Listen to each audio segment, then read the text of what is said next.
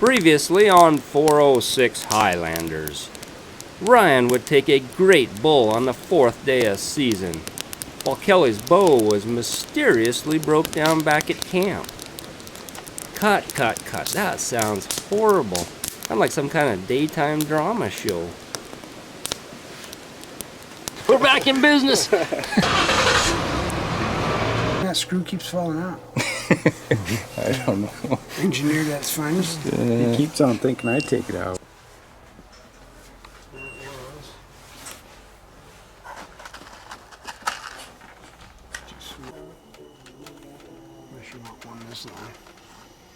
He used to work at Schwab. Yeah, I know who he is. Yeah. He was up somewhere over by Great Falls that he was climbing, antelope, scouting.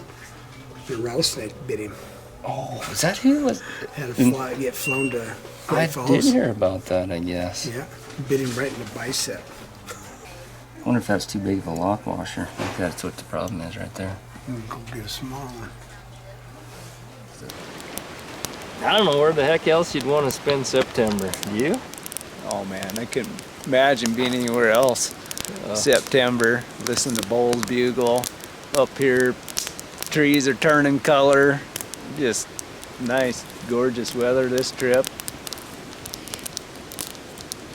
What about that morning hunt after you got your bow back in order? Oh yeah, I thought we were gonna get run over. Yeah, that cow was only what, about 4 yards away? Yeah, and that bull was right behind her. They hit our scent, and they scattered like quail. That was nuts. What pin do you use when they're that close? Well, then you out hear them bulls bugle, and then you get up there, and then I mean, it just kind of felt like they were cruising right on. Well, they kept getting further and further away. Yeah. I was like, and I was just gonna go for it, you know. And then all of a sudden it's like, yeah, they're getting further away, you know. And then all of a sudden it's like, boom, there they are, you know. It's like, we're on. Party time. Got right in the mix there. Then I heard him bugle. Did you see him up there walking? I could just see his legs. Well, you kind of gave me that signal there. He was heading back to the our right. And that was the same bull? Yeah. You told me to get it. You gotta get an arrow knocked. Yeah. Like, oh yeah. Bull screaming in her ear there. It's like, yeah. Something can happen.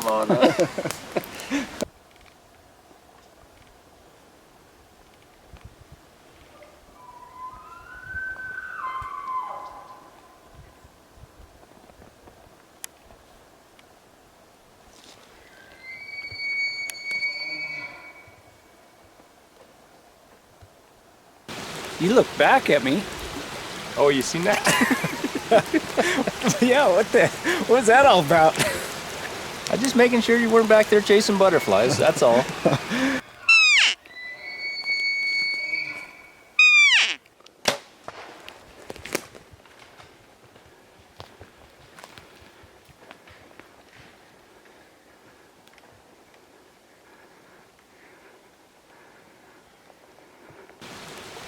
Yeah, it was crazy. It happened quick. Got that range on him, and yeah, and you stopped him. Cal called twice, I guess. And Yeah. I just kind of guessed. I don't know. I was like, well, he was at 37, so he's probably at 30. And after we were done, it ended up he was 26 yards.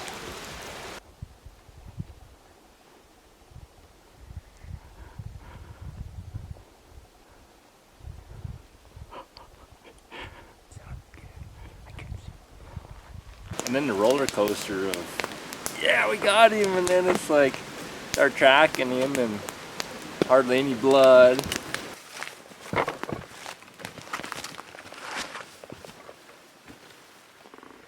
We started tracking him, and not much blood at all.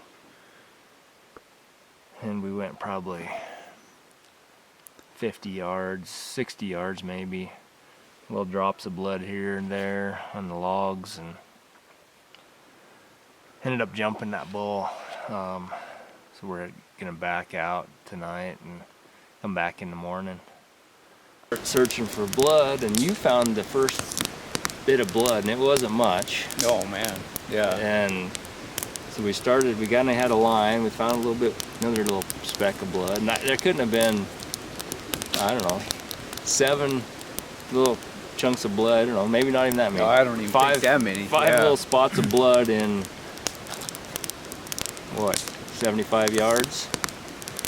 Yeah. And so we're kind of going off. There was a little track here. We thought he was going this way and that way. And yeah, and all of a sudden, I'm looking down, looking for blood, and you look up and say, "Oh, there he is! We got him!" Yeah, and I shouldn't have said anything. Just yeah, I mean, you were gonna see him there, and I mean, yeah, it was.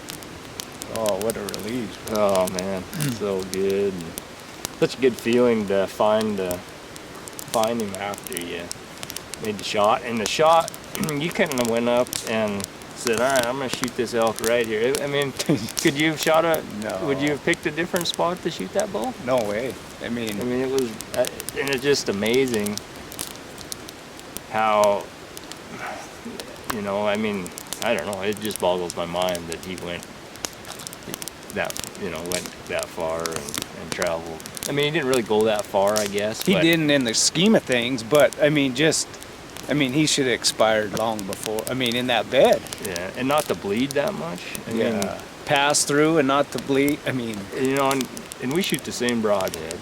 we do. And your bull just bled like crazy. I mean, you'd hit him a little lower, but I mean, there was blood. I mean, it was like a garden hose. Anybody could have followed that, Yeah. And what time did we find him? Probably about, I don't know, 7:30, 8 o'clock probably.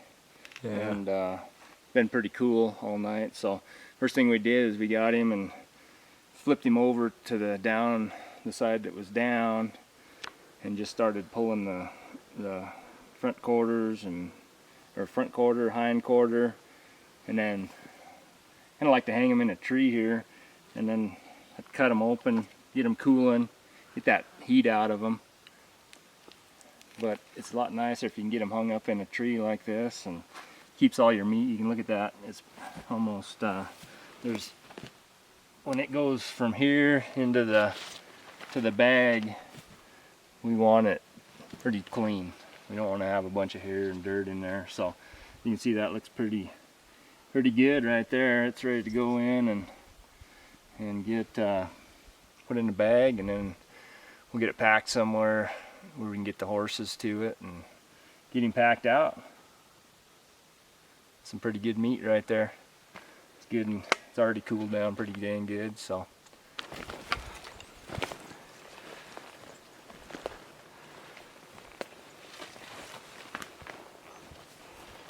well, it's been quite a bow season with the way it's gone down. This isn't normal. Usually we grind it out the last day and fight the weather and all the elements. We'll head out tomorrow and get him home and get him all finished cutting and wrapping, grinding the burger. It's always a good feeling to have your elk in the freezer, Gathered in for the winter. eat in for the winter, and I can't wait to throw a steak on the Traeger. Nice. Sounds good. I'm gonna go grab us beer out of the creek. All right, sounds good.